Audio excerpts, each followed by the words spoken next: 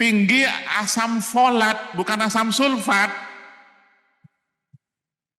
Jangan diteruskan. Kemudian setelah saya bandingkan dengan salmon, rupanya ikan kembung jauh lebih banyak gizi dan proteinnya. Ini yang teman-teman serius itu, teman-teman perikanan kurang menyampaikannya. Anak saya pun nggak suka ikan kembung. Something wrong with the communication dari teman-teman perikanan kepada mendidik di rumah. Nah, setelah ini saya punya ikan. Dan dari ikan itu, mungkin teman-teman di dalam ruangan ini, stakeholders perikanan sudah sangat paham mengenai itu. Overall sebetulnya menurut saya sudah mulai banyak, tapi tidak terlalu bervariasi. Yang merah pink itu di situ adalah tongkol, TCT, tuna, cakalan, dan tongkol ya. Dan yang hijau itu adalah ikan kembung. Kalau kata teman-teman pertanian, ikan yang suka masuk angin. Ya. Tapi setelah dibandingkan kandungan gizi luar biasa rupanya ya ikan kembung, karena ini ikan lokal semua. Kemudian setelah saya bandingkan dengan salmon, rupanya ikan kembung jauh lebih banyak gizi dan proteinnya. Ini yang teman-teman serius itu, teman-teman perikanan kurang menyampaikannya. Anak saya pun nggak suka ikan kembung. Something wrong with the communication dari teman-teman perikanan kepada mendidik di rumah. Itu jauh sekali ya. Kita kan bangga nih makan impor. Coba kita lihat, udah harganya 300.000. Jauh sekali kandungannya. Pak Rohmin jarang menyampaikan ini juga sih. Gimana dong? Bapak Ibu sekalian, saya sengaja saya bekerja keras untuk mencari ini. Maaf, dikit lagi ya. Tinggi asam folat, bukan asam sulfat. Jangan diteruskan lah.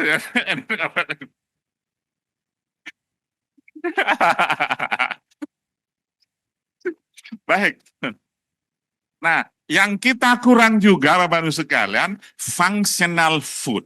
Nah, sengaja saya copy paste dari UN ini. Kita perlu berpikir sedikit sejenak ini, karena kita kan sering mengatakan perubahan demografinya itu tentang bonus demografi, lalu kita komplain, kemudian kualitas pendidikan. Saya mau bahas yang lainnya.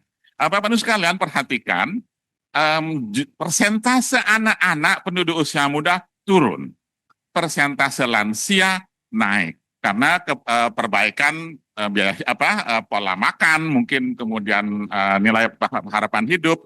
What is the consequences? Mereka, teman-teman lansia kita itu tidak butuh pangan rendang seperti kita. Mereka butuh pangan fungsional. Dan itu lebih banyak di sektor perikanan. Kalau yang begini bagi saya Pak Rohmin ini berat, karena di Indonesia pelajaran demografi nyaris hilang. Kecuali di FEUI. IPB nyaris gak ada, cuma satu semester, satu mata kuliah. Sebelumnya Pak Said Rusli, Pak Sudiarno Candronegoro itu betul-betul membangun kesadaran mengenai demografi. Dan Pak Wijaya Nisi Sastro ketika merancang RPJM zaman dulu itu menggunakan prinsip-prinsip demografi yang kita lupakan. Pernah di UNUD ada pusat studi demografi tapi kolaps mati. Karena kan teman-teman di kampus itu bikin pusat studi cari proyek, bukan mengembangkan ilmu. Serius itu. Menurut saya itu harus, nggak mungkin kita tidak mengenal ini. Kan dinamis, apalagi dengan aktuaria, dengan apa itu yang akan hidup ke sana semua gitu. Bapak Ibu sekalian, baru saya buka fish oil. Jadi teman-teman perikanan itu harusnya banyak bangga dengan itu.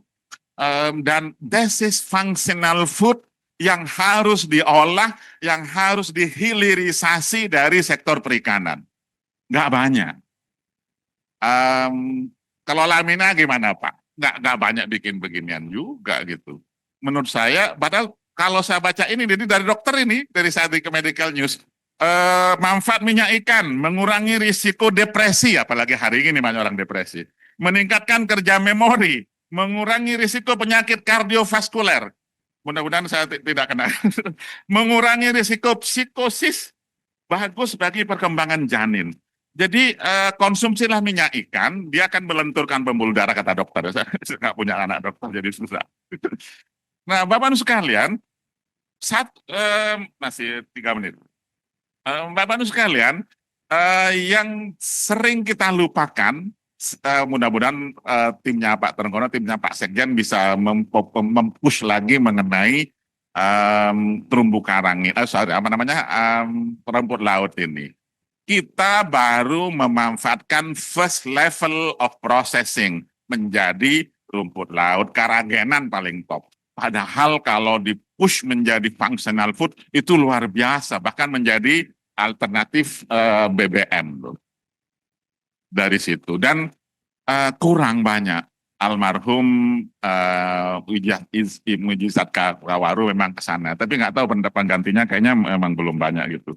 Sebetulnya kalau tanya pada pemerintah sudah bikin, kami ikut bikin di Indef, ikut membantu BKPM, sudah bikin roadmap dari pengolahan hilirisasi dan sudah ditentukan lokasi-lokasinya. Beberapa masih pending, tapi beberapa sudah mulai ada. Khususnya tuna, cakalang, saya nggak akan copy semua, karena memang konteksnya itu kalau petanya di sini semuanya sudah ada, bahkan nanti menjadi potensi ekspor nomor 1 udang beku dan udang olahan. Dan sepertinya menurut saya Pak Romin ekonominya di situ yang kadang dilupakan. Oke, valuasi penting memang, tapi pemanfaatan hilirisasi menurut saya lebih penting. Semua sudah ada, Bapak Ibu, tinggal search saja, cari petanya, bahkan untuk TCT itu kita akan menjadi market leader dan seterusnya. Semuanya sudah diperhitungkan dengan baik oleh tim sampai kepada rajungan, dan rupanya saya baru paham tempatnya kalau Lamina itu ekspor direct ke Amerika Serikat ya Pak ya. Karena waktu itu Presiden Obama itu senang blue crabs. Dan sampai sekarang masih masuk ke Gedung Putih. Luar biasa kalau sampai ke Gedung Putih kan hasapnya, kemudian higienisnya sebenarnya sudah terjamin semua. Bapak-Ibu sekalian, slide begini kalau memang Mbak Mimi mau lanjut menjadi mau menerbitkan untuk buku berikutnya, saya konsultasi sama Mahagenta. Di bidang akademik, valuasi ekonomi ini tetap harus dikembangkan karena nilai non pasar itu berbeda per daerah.